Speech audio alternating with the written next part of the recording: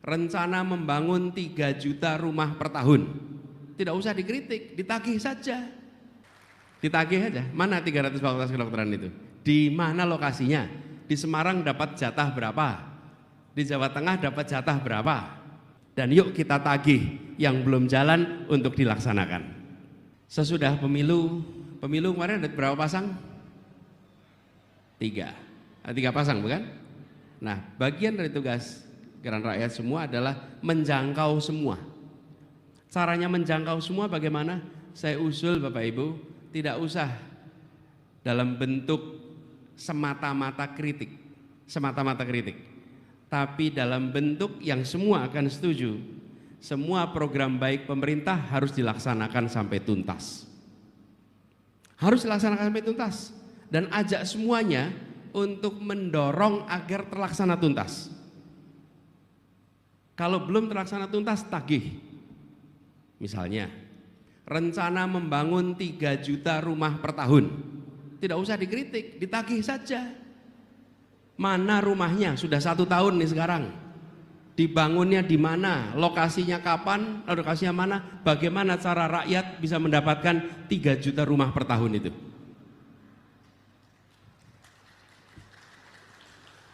Bukan kritik ya, itu namanya mendukung dan meminta terlaksana. Rencana memberikan MBG untuk seluruh siswa di Indonesia. Coba di Semarang sudah berapa sekolah yang dapat dan belum banyak sekolah, berapa sekolah yang belum dapat. Grobogan berapa,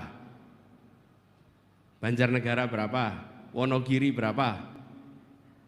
Sehingga Bapak sekalian, ketika kita bicara pasca pemilu, kita tidak mempolarisasi, justru mengajak semua, yuk kita pastikan bahwa berjalan. Dan yuk kita tagih yang belum jalan untuk dilaksanakan. Itu Bapak Ibu sekalian yang menjadi mendasar. Rencananya membangun, ini Pak Prof. Zainal mungkin ingat 300 fakultas kedokteran. Banyak dikritik. Usul saya enggak usah dikritik, ditagih saja sekarang. Mana 300 fakultas kedokteran itu? Ditagih aja, mana 300 fakultas kedokteran itu? Di mana lokasinya? Di Semarang dapat jatah berapa? Di Jawa Tengah dapat jatah berapa? Tagih, dan tagih itu tidak boleh dikriminalisasi karena itu hanya menagih Bapak Ibu. Tidak mengkritik. Rencana pembangunan ekonomi pertumbuhannya 8%. Mari kita tagih 8% pertumbuhan ekonomi itu. Jadi Bapak sekalian kami hormati, sekarang kami melihat sudah saatnya kita bicara tentang jalankan yang sudah direncanakan. Teman-teman pernah lihat berita tentang gelombang PHK? Angkanya terus naik di tahun 2023 dan 64.000 kasus. 2024 melonjak jadi 77.000 kasus. Dan baru setengah tahun ini, 2025, sudah lebih dari 42.000 orang kehilangan pekerjaan. Nah, di balik angka-angka ini ada ayah yang harus bergadang memikirkan tagihan listrik. Ada ibu yang harus jelaskan ke anak kenapa tidak bisa beli susu. Ada anak muda fresh graduate yang mimpinya buyar. Nah, yang lebih menyakitkan, setiap kali PHK itu, sebagian besar dari mereka tidak pindah ke pekerjaan formal baru, tapi mereka justru jatuh ke sektor informal. Berdagang kecil-kecilan, jualan online yang seadanya, ojek online, atau jadi pekerja serabutan. Memang ada penghasilan, tapi hidup jadi tidak pasti, tidak ada BPJS, tidak ada THR, apalagi bicara pensiun. Jadi wajar bila banyak yang merasa kerjaan sih ada, tapi hidup tetap susah.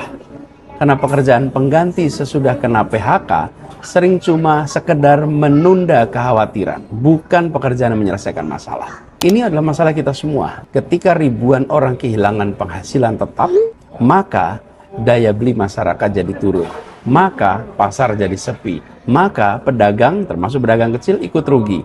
Jadi efek dominonya itu bisa merambat kemana-mana. Nah, solusinya menciptakan lapangan kerja yang bermartabat. Mendorong sektor formal, memberi insentif bagi usaha yang benar-benar menyerap tenaga kerja, dan melindungi pekerja dengan jaminan sosial. Itu artinya negara harus hadir.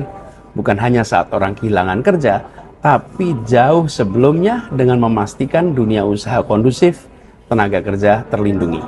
Jadi teman-teman, PHK massal adalah alarm bahwa kita tidak bisa hanya bicara angka pertumbuhan, tapi yang lebih penting adalah apakah setiap orang punya pekerjaan yang membuat hidupnya aman dan layak.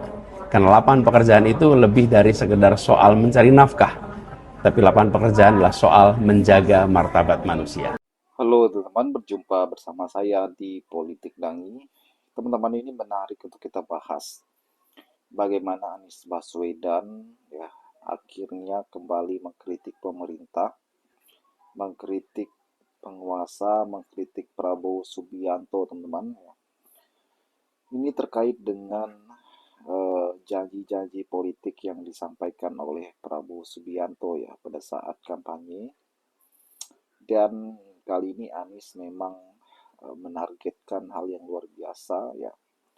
Anies mengkritik bagaimana janji Prabowo Subianto membuat 3 juta rumah teman-teman untuk masyarakat.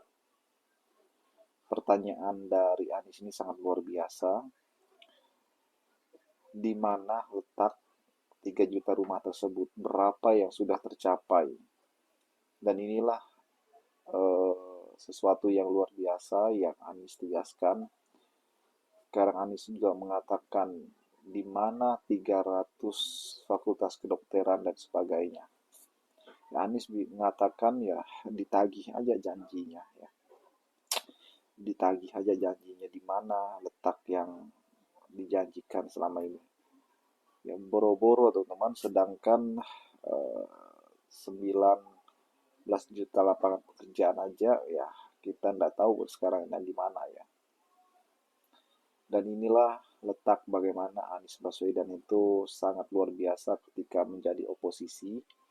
Beliau kalau menjadi oposisi teman-teman yang sangat luar biasa, tegas, pro rakyat, sangat benar-benar memahami masyarakat ya.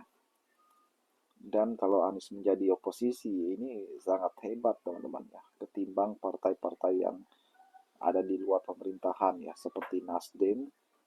Nasdem itu kalau kita melihat teman-teman tidak tergabung dalam pemerintahan ya. Ya, dia di luar pemerintah tapi mendukung pemerintah ya, sama dengan PDI. PDI itu di luar pemerintahan tapi eh, kritikannya tidak tajam ya. Anies Baswedan di luar pemerintahan walaupun bukan partai tapi sangat vokal menyuarakan aspirasi masyarakat ya, apalagi beliau sudah menjadi capres ya. Kalau beliau mempunyai misalnya partai teman-teman, ini lebih gokil lagi ya, lebih luar biasa lagi ya. Sedangkan beliau per individu saja ya, beliau sangat vokal ya, sangat luar biasa mengkritik pemerintah, apalagi kalau misalnya beliau nantinya punya partai. Ini sangat hebat teman-teman. Dan semoga kritikan Anies itu bisa didengar oleh penguasa ya, supaya ada perbaikan-perbaikan yang signifikan. Bagaimana menurut kalian?